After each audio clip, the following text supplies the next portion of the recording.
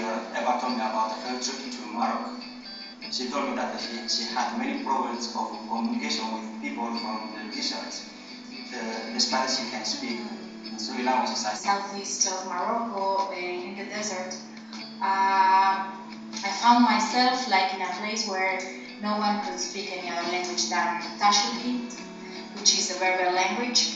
And there I found myself like pointing at objects all the time in order to memorize them, like some in Tashkent is tafwid, I would say tafwid, in order to repeat and learn by heart the meanings of them. If an image is commonly understood, is universal more or less, could we maybe link image with words and soundings? So I said to know, could we translate images into words and soundings in every language? Application to be used in countries where there aren't a lot of educational and linguistic resources. We would like to. And so we created this prototype. As you can see there, we can choose the language, and then we switch to other language, like a flashcard, okay, with sound and pictogram, which is quite quick. I'll put some audio. En Noruega. In norsk, fisk. Fisk. So for one word we can go across 22 languages. Machi. Machi. Machi. Oiga, que necesito un vaso. Oh, I need a glass. En árabe. Kandahar. Kandahar. En noruego. Glas. Portugués. Cop. Cop. Un copo.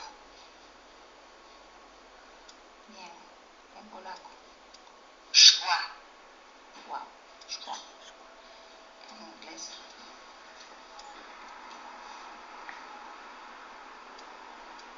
Glass. A glass. Y en finlandés. Juomalasi. Juomalasi. Juomalasi. So our goal was clear. It was communication, enhancing fearless communicational approach. So we think that learning has to do a lot with sharing and communicating, and communication is the bridge to get in contact with emotions. And once you get in touch with emotions, you feel curiosity, and you learn. You want to learn. So at first, our customer segment was too wide.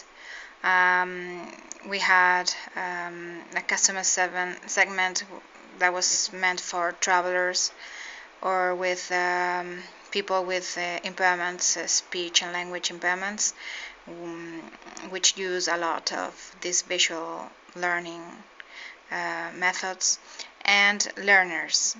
So as soon as we got into the team, Inventor Lab team, we decided to narrow these customer segments into learners. So we decided to go for learners, but still it was too wide. So where do we go to? So we had these ideas, like it's in the share link we have. So we had this idea for non-alphabetized learners, or learners like kids, like using this app like an audio and visual dictionary, or a multilingual tool with meanings and categories. So or the third thing, like learning like a laboratory to pronounce or to correct mispronunciations. And so we had to do some surveys in order to know where our target was. So why did we choose learning? Because we did a survey and most of the people said that it was good, this application for kids learning. They think they can learn languages too, or communicating while traveling, but Obviously, this is the ranking for kids learning. So when we asked, what do you think this app is useful for?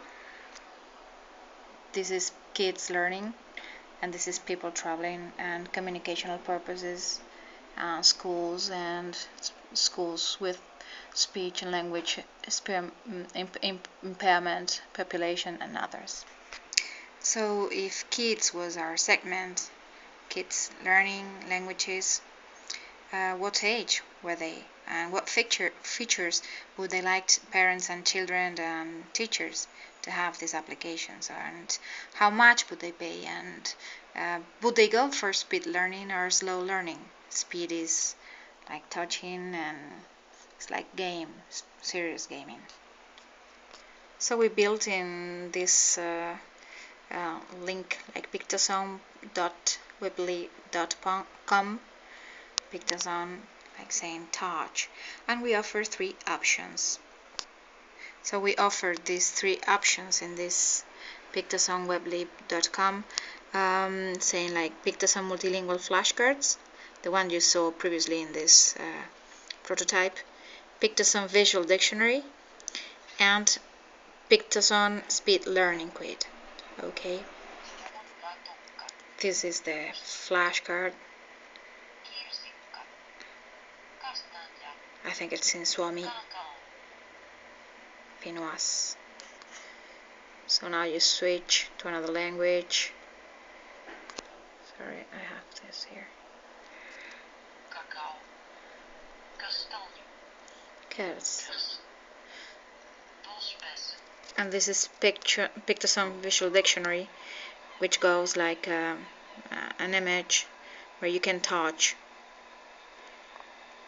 It's a steady image where you choose the language. So I think I'll choose Chinese there. You touch. 橙苹果白南瓜 It gives you the answer. So that's for Pictozone visual dictionary, and we go for this Pictozone speed learning quiz, which is quite of the same, but the difference is that you hear the audio and then you have to touch, and against precision, and if you're fast and you go to the image, you earn some points. So there you learn really fast. So those were three options, and so we did a surveys for families and for teachers and kids. So when we asked how would you rate those options, we see clearly that Pictozone speed learning quiz is here. So depending on the age of the pupil, if he knows how to read or not, we found different answers from people. So when you go for products adapted for 3-6 years old, they say it as they love to touch, and they don't know how to read, and they don't care about words still, so they go for visual dictionary and quiz. They work a lot with that as learning a foreign language. So maybe sometimes they throw objects on the floor and someone says, okay, get the apple for me. So they learn apple and they get the apple. So that is quite the same. So teachers even go for this quiz. For 6 and 12 years old, parents they go for the quiz 100% and visual dictionary, but sometimes they think, okay, depending on what you're working, if you're working reading, if you're working listening, you may complement the 3 of them. And kids, they go 100% for the quiz, the speed learning quiz, and for the flashcard, and not so much for the visual dictionary because they say it's too steady and they don't like it. So they would love to have the 3 of them. They would talk to parents and friends or teachers about this application. they would purchase it or ask school to purchase it, and the price is €3. For Pictoson partners and distributors, we think as we are an offline tool, we can complement online tools, and we can be inside of intranets, learning intranets, or serious gaming, web links, or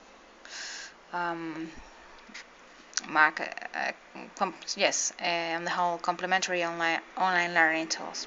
So originally this project is from Long Yu and me, Eva Lorrieta, and we did this prototype. Now I'm in charge of the project myself, and we are in Venture Lab 2 with Foram Mehta, Gaurav Paul, Ahmed Sadek, and 2 mentors, which are Murali Krishna and Benson Young. So the real challenge now is to build the real team, like in order to develop this speed learning Pictoson Quid. Thank you very much. See you later.